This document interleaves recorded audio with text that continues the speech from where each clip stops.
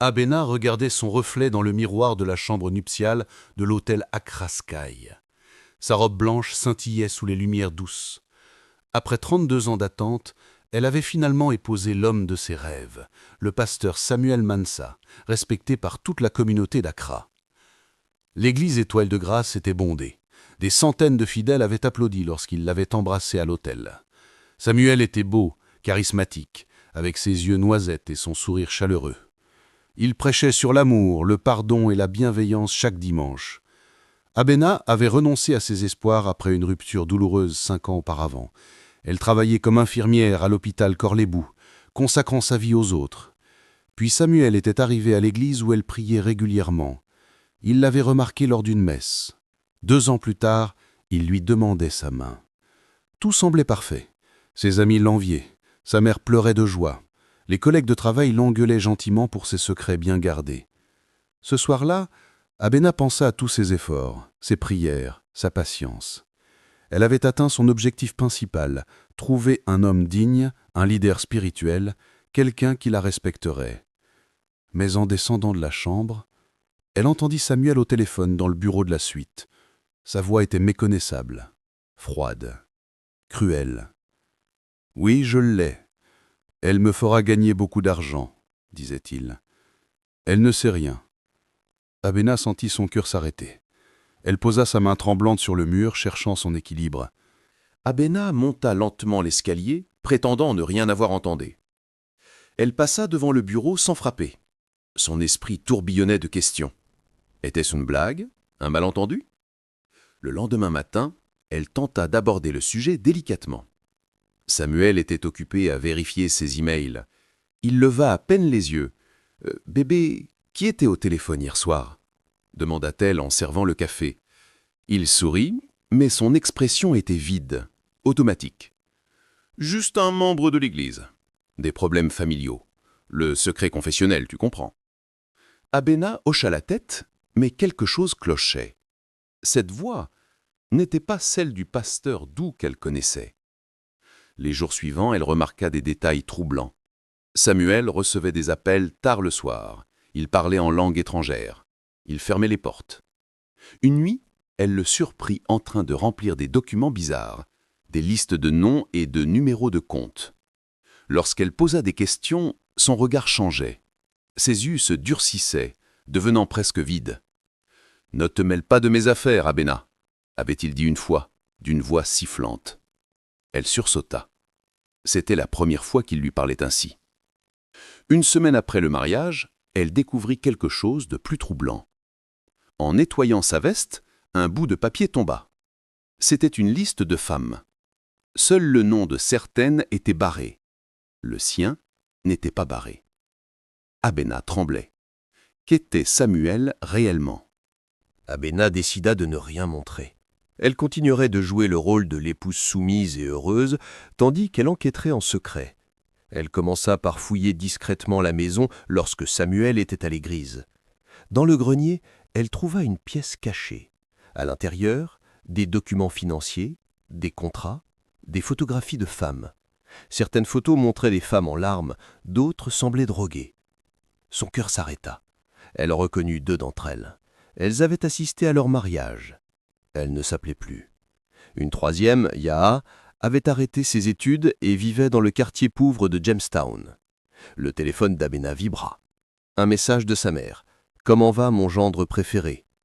Elle répondit machinalement, puis repensa à la liste. Était-elle une proie ou un atout? Ce soir-là, elle posa des questions prudentes. Samuel parla d'une nouvelle initiative pour aider les femmes nécessiteuses. Il mentait avec tant d'aisance que c'en était terrifiant. Elle décida d'appeler Yaha sans révéler ses intentions. « Je voulais juste vérifier comment tu vas », dit-elle doucement. Yaha hésita longtemps avant de parler. Sa voix était brisée. Elle raconta comment Samuel l'avait manipulée, trompée, endettée auprès de ses associés, comment il avait pris ses documents d'identité, comment elle était prisonnière.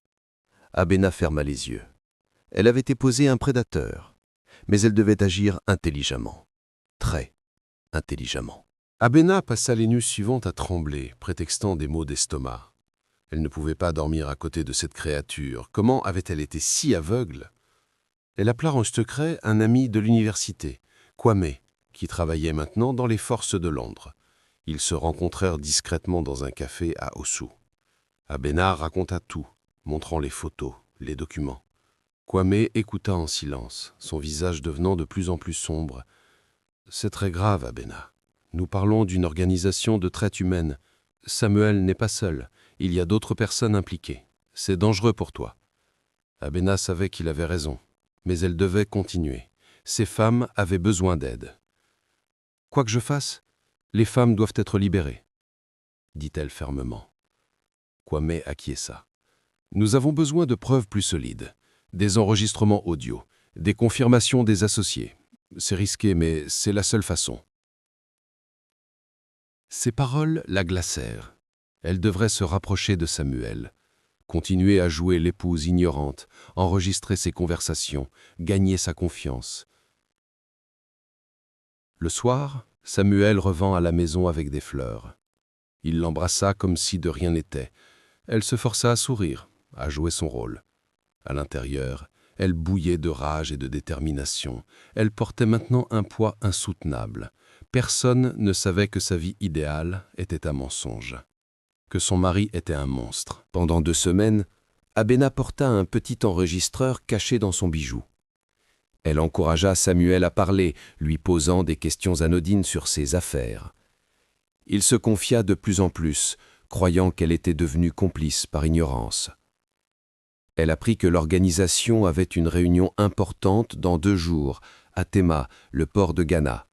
Samuel serait absent toute la nuit. C'était sa chance. Elle contacta Kwame immédiatement. « Les enregistrements sont assez d'amants ?» demanda-t-elle. « Oui. Nous avons des noms, des dates, des transactions financières.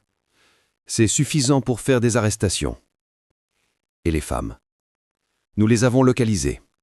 5 d'entre elles. Elles sont gardées dans une maison à Adanta. » Abena pensa à Aya et aux autres. Elle souffrait tandis qu'elle parlait. « Quel est le plan ?» Kwame expliqua tout soigneusement. Pendant que Samuel serait à Tema, l'équipe interpellerait les prisonnières. Elle serait mise en sécurité, les preuves seraient utilisées pour l'arrestation de Samuel et de ses associés. Abena pensa à son rêve détruit. Le pasteur Kalémé n'avait jamais existé, mais sa mission était claire, protéger les innocentes. Ce soir-là, elle regarda Samuel dormir, le monstre qui partageait son lit. Demain, tout changerait. Samuel partit à Tema après avoir embrassé Abena. Il lui dit qu'il retournerait tard. Elle prétendit dormir quand il quitta la maison. Dès qu'il fut parti, elle appela Kwame. Les opérations commencèrent immédiatement. Abena reçut les mises à jour en direct. Les équipes localisèrent la maison à Adenta. Elles enfonça les portes. Yao et les 4 autres femmes étaient libérées. Certaines pleuraient, d'autres étaient atterrées de voir que la belle infirmière qu'elles connaissaient les avait sauvées. Les contacts de Samuel commencèrent à être arrêtés. Les documents furent confisqués, les comptes bancaires gelés. C'était un coup coordonné contre l'ensemble du réseau. À minuit, le téléphone d'Abena sonna. C'était la police. Samuel avait été arrêté à un point de contrôle routier à Tema. Il n'y avait pas d'échappatoire. Les preuves étaient irréfutables. Abena écouta sans répondre. Elle pensa à son rêve de mariage, à ces quelques semaines de bonheur illusoire. Elle pensa aux années de prison qui l'attendaient. Mais plus que tout, elle pensa à Yao et aux autres femmes qui reprenaient leur liberté grâce à elle. Elle avait atteint son objectif premier, trouver un homme digne. Ce qu'elle avait trouvé à la place, c'était un criminel. Mais ce qu'elle avait fait, c'était justicier. Le procès dura 6 mois. Abena témoigna devant le tribunal, avec calme et clarté. Elle raconta comment elle avait découvert la vérité, comment elle avait enquêté en secret, comment elle avait travaillé avec la police. Samuel nia tout. Il cria que c'était un complot. Mais les preuves parlaient d'elles-mêmes. Enregistrements, documents, témoignages des femmes libérées. Il fut condamné à 25 ans de prison. Ses 4 associés reçurent également des sentences longues. Les femmes victimes furent orientées vers des services de soutien. Elles reçurent une aide pour se rétablir et recommencer leur vie. Yahin entra à l'université avec une bourse du gouvernement. Elle prit Abena dans ses bras le jour de son admission, les larmes coulant sur ses joues. « Tu m'as sauvé », dit-elle simplement. Le reste de la communauté d'Accra fut choqué. L'église Étoile de Grâce ferma ses portes momentanément. De nombreux fidèles se sentaient trahis, d'autres admiraient le courage d'Abena. Des femmes commencèrent à l'appeler une héroïne. Les médias locaux couvraient son histoire. Mais Abena ne se voyait pas comme une héroïne. Elle ne faisait que ce qui était juste. Elle quitta son emploi à l'hôpital pour devenir conseillère pour les victimes de traite humaine. Son expérience personnelle lui donnait une crédibilité unique. 2 ans plus tard, Abena se tenait devant un groupe de femmes dans un centre de réadaptation à Accra. Elle parlait de son histoire, de comment reconnaître les signaux d'alerte, de comment chercher de l'aide. Elle portait un simple anneau en or à sa main, pas le costume blanc du mariage, pas l'image du rêve brisé. À 34 ans, elle avait trouvé sa véritable vocation, non pas dans un mariage, mais dans la protection des autres. Abena avait enfin atteint ses objectifs réels, trouver la justice, protéger les innocentes et utiliser son expérience pour transformer sa douleur en pouvoir. Samuel pourrissait dans sa cellule. Abena brillait à la lumière du jour, libre, utile, pleine de sens. Elle regarda par la fenêtre du centre, regardant Accra s'étendre sous le soleil ghanéen. Elle pensa à la jeune femme naïve qu'elle avait été. Celle-ci n'existait plus. À la place se tenait une femme transformée, brisée, certes,